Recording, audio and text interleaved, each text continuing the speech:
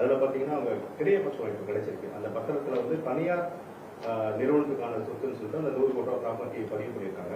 அதை காசோலை கொடுத்துருக்காங்க, ஒரு 4 காசோலை கொடுத்துருக்காங்க, 2 கோடி மதிப்பில் கொடுத்துருக்காங்க. இதுக்கு முன்னாடி வந்து அதுக்கு நிறைய சர்ச்சைகள் போயிட்டு இருக்கு, விசாரணையும் போயிட்டு இருக்கு சார். இப்போ இது ஊழல்னு சொல்லாம இது தவறுன்ற முறையில தமிழக அரசு சொல்லிட்டு இருக்காங்க சார். இது இந்த பழனி கோயிலுக்கு சொந்தமான நிலத்தை ஒரு மிகப்பெரிய மோசடி என்பது நடைபெற்றிருக்கிறது. பத்திரப்பதிவு மோசடி. மேலிருந்து கீழ் பலரும் அதிகாரிகள் இதில் சம்பந்தப்பட்டிருக்கிறார்கள்.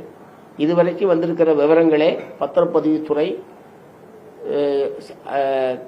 செல்வாக்கு மிக்க பிரமுகர்கள் எல்லோரும் சேர்ந்துதான் இந்த மோசடியிலே சம்பந்தப்பட்டிருக்கிறார்கள் என்ற முறையில் தான் செய்திகள்லாம் வெளிவந்திருக்கிறது. ஆகவே இந்த பத்திரப்பதிவு மோசடியில் ஈடுபட்டவர்கள் யாராக இருந்தாலும், அவர் எவ்வளவு பெரிய முக்கியமான பிரமுகர்களாக இருந்தாலும் அவர்கள் அனைவரும் கைது செய்யப்பட வேண்டும். சட்டத்தின் முன்னால் நிறுத்தப்பட்டு அவர்கள் தண்டிக்கப்பட வேண்டும். அந்த வழக்கு நீதிமன்றத்தை உட்பட ஏமாத்திருக்காங்க. பத்திரப்பதிவு நீதிமன்றத்தை உட்பட ஏமாற்றி ஏற்கனவே இருக்கிற வழக்குகளை பற்றியெல்லாம் நீதிமன்றத்துடைய கவனத்துக்கு கொண்டு செல்லாமல் ஒரு மிகப்பெரிய மோசடி இது. அநேகமாக தமிழ்நாட்டில் நடைபெற்றிருக்கிற மிகப்பெரிய மோசடின்னு சொல்லலாம். ஏக்கர் அளவு சொல்ல.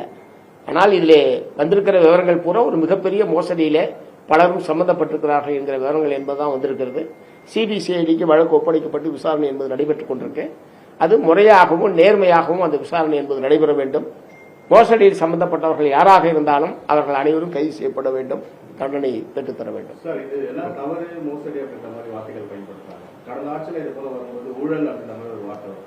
இது ஊழலா இல்ல மோசடி தவறா அப்படின்ற மாதிரி நீங்க சொல்றீங்க? இல்ல இது இந்த ஆட்சி வந்த உடனே நடைபெற்றது. இந்த அரசுக்கு நேரடியாக சம்பந்தம் இருக்கு, ஆட்சி அமைச்சர்கள் அதில் சம்பந்தப்பட்டிருக்கிறார்கள் என்பதில் எங்களுக்கு உடன்பாடு இல்லை. அந்த மாதிரியான எந்த விவரங்களும் வரல. மாறாக பத்திரப்பதிவுத்துறை அதிகாரிகள் நீதிமன்றத்தை ஏமாற்றி பத்திரப்பதிவுத்துறை தங்களுக்கு வேண்டிய அதிகாரிகளை கொண்டு வந்து வைத்து ஒரு நாளைக்கு ஒரு அதிகாரியை கொண்டு வந்து வச்சு பத்திரப்பதிவு பண்றாங்க. சோ அதிகாரிகள் மட்டத்தில் ஒரு கூட்டு மோசடி என்பது நடைபெற்றிருக்கிறது என்பதுதான் இதுவரைக்கும் வந்திருக்கிற விவரம். அந்த அடிப்படையில் அதில் நடவடிக்கை எடுக்க வேண்டும் என்பதுதான்.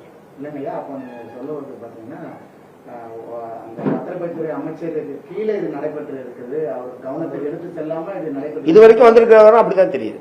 அதனாலதான் அவரு இந்து அறநிலையத்துறை அமைச்சரே நேரடியாக இதுல போய் தலையிட்டு நடவடிக்கைக்கு மற்றதுக்கெல்லாம் அவரே தானே முன்னாடி முனைப்பார்ந்து செயல்பட்டு இருக்காரு. ஏன்னா ஒரு இந்து அறநிலையத்துறை கட்டுப்பாடு இருக்கக்கூடிய இடம், அவங்க ஒரு என்வைஸ் கொடுக்கணும், அது ஒரு ஐஏஎஸ் ஆபீசர். அதான் மோசடின்னு சொல்லியாச்சு. மோசடினா அது மிகப்பெரிய மோசடின்னு சொன்னதுக்கு பிறகு அது ஒவ்வொன்றையும் போய் தனியாக சொல்ல அவசியம் கிடையாது. மிகப்பெரிய மோசடி. பல உயர்மட்ட அதிகாரிகள் அதில் சம்பந்தப்பட்டிருக்கிறார்கள். ஆகவே அவர்கள் அனைவரும் கைது செய்யப்பட வேண்டும்.